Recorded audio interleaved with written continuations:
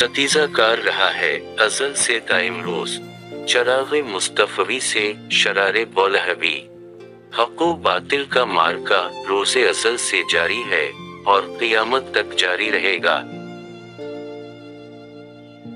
جب تک اہل ایمان کا ایک گروہ جو لانگہا ہستی میں موجود ہے، اور جب تک عشق محمدی کی چنگاریاں مومنین کے سینوں میں سلگ رہی ہیں، کفار اور منافقین سے جنگ جاری رہے گی، اور جاری رہنی چاہیے، کیونکہ اسلام کائنات کی زندگی کا نشان ہے اور ایمان کی روشنی کا روشن مینار ہے، اور کفیہ اس روشنی کو پسند نہیں کرتے۔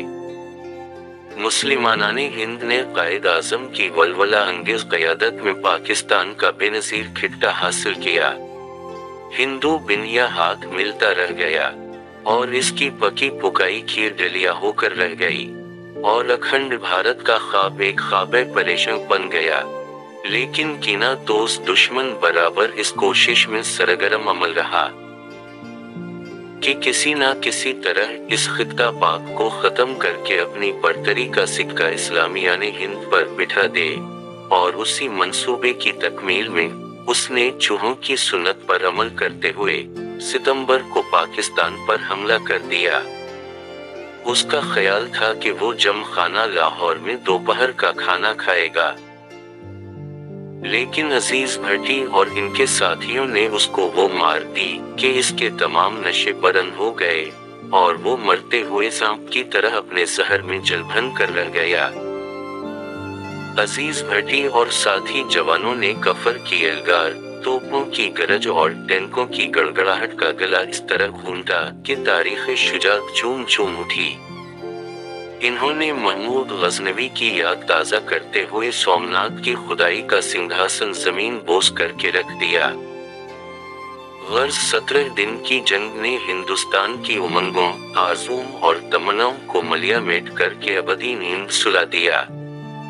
آج کی ویڈیو اس عظیم سپوت کے نام کرتے ہیں جس کا نام ہے میجر عزیز بھٹی شہید۔ عزیز بھٹی ایک نوجوان افسر تھا، انتہائی ذہین اور چوکس، جس کے بال گھنگریالے تھے اور جس کی آنکھیں اس کو دوسروں سے ممتاز بناتی تھیں، جس نے کاکل اکیڈمی میں اپنی بہترین کارکردگی پر گولڈ میڈل فار سٹڈیز اور بہترین آل راؤنڈر کارکردگی پر اعزازی تلوار حاصل کی تھی۔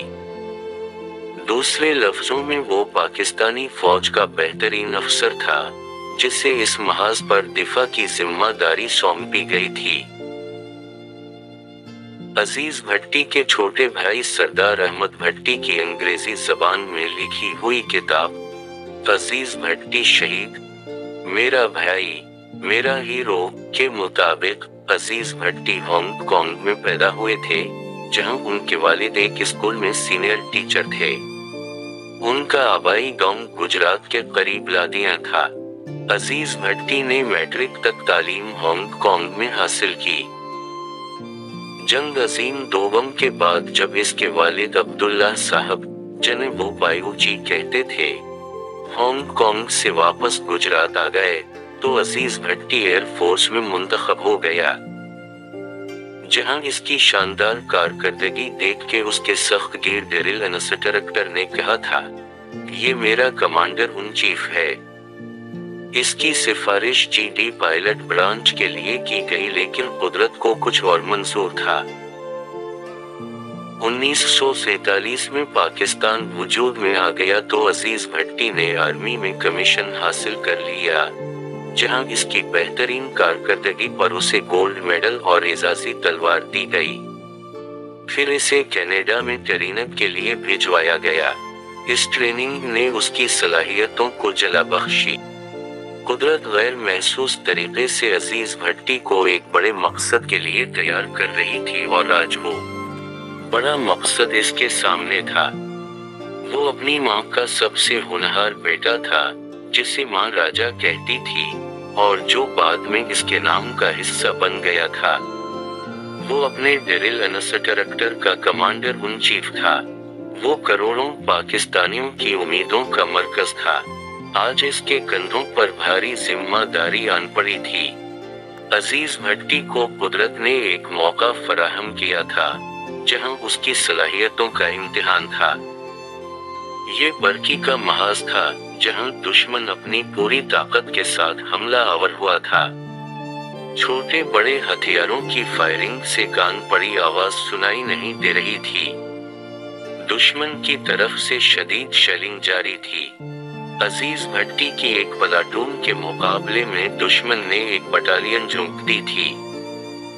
अजीज भट्टी ने अपने जवानों से खिताब करते हुए कहा था, हम दुश्मन को किसी सूरत भी अबूर नहीं करने देंगे। जंग में दिन और रात की तमीज खत्म हो जाती है। दिन हो या रात दुश्मन के हमले के लिए चूक न रहना पड़ता है।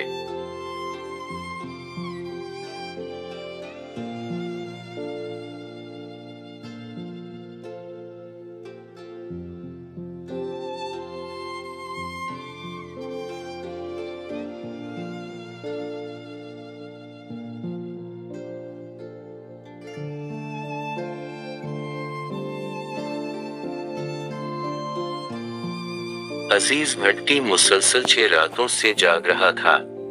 इसकी खूबसूरत आंखें मुसलसल कई रातों तक जागने की वजह से सुर्ख हो चुकी थीं। इधर दुश्मन अपनी अददी बर्तरी की वजह से ताजा दम दस्ते महाज पर भिजवा रहा था।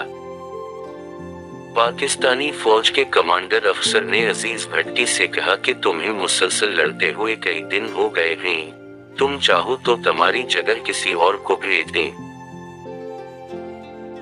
अजीज़े कौम ने जवाब दिया, अभी मेरा फर्ज पाया तकमील तक नहीं पहुंचा, इसे मुकम्मल करके ही आराम किया जा सकता है।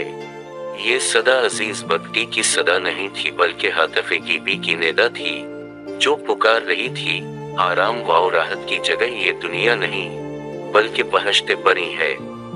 आइए और साक़ी कौसर के हाथों जामे कौसर नोश फरमाइए। अजीज भट्टी ने ललकार कर कहा, ऐ गरदशे दौरान ठहर जा के मैं अपने फर्ज की तकमील कर लूं। ऐ मौत ठहर जा के मुझे एक निहायत जरूरी फर्ज अंजाम देना है। साथियों, मुझे ना बुलाओ कि मैं किसी और बिलावे पर जा रहा हूँ। वो देखो सामने रब्बुल आलमीन की रहमत आगोश वाक़ई खड़ी है, मुझे इससे हम आगोश होने दो। कमली वाले का दामने शफ़क़त मुझे पुकार रहा है, मुझे इसके नीचे छप जाने दो। कुराने बेहश्ती चश्म बराहें, मुझे इनकी आंखें ठंडी करने दो। अर्ज़े पाकिस्तान शहीदों के खून के मुश्को अंबर की मुतलाशी है, मुझे इसका दामन भरने दो। कौम की मुंजमद रगों में उन्वाने हयात जारी करने दो ताकि वो हयाते जावेदानी से आशना हो सके। दुश्मन के 3 टैंक आगे बढ़ते हैं। मेजर अजीज अपनी मशीन गन की गोलियों से 2 का सीना चाक कर देता है, लेकिन तीसरे टैंक का गोला उनके सीने पर लगता है और वो अपना फर्ज अदा करके राह नौरदे आलम बका हो जाते हैं। दुश्मन खाक चाटता हुआ और खाइब व खासिर होता हुआ पीछे पलट जाता है, लेकिन शहीद खून की रंगीन कबा पहन कर जिंदगी को दवाम बख्श कर आलम जावेदानी की तरफ कूच कर जाता है। शायर मिल्लत हफीज जालंधरी ने किया खूब कहा है, शहादत का लहू जिनके रुखों का बन गया गमाजा, खुला था उनकी खातिर दायमी जन्नत का दरवाजा। शहादत आखिरी मंजिल है इंसानी सादत की, वो खुशकिस्मत हैं मिल जाए जन्नत दौलत शहादत की। शहादत पाके हस्ती जिंदा जावेद होती है, ये रंगी शाम सुबह की तमहीद होती है। शहीद इस दारे फानी में हमेशा जिंदा रहते हैं, जमीन पर चमकदारों की तरह ताबिंदा रहते हैं। उसी रंगत को है तरजीह इस दुनिया की जीनत पर, खुदा रहमत करे उन आशिकाने पाक दीनत पर।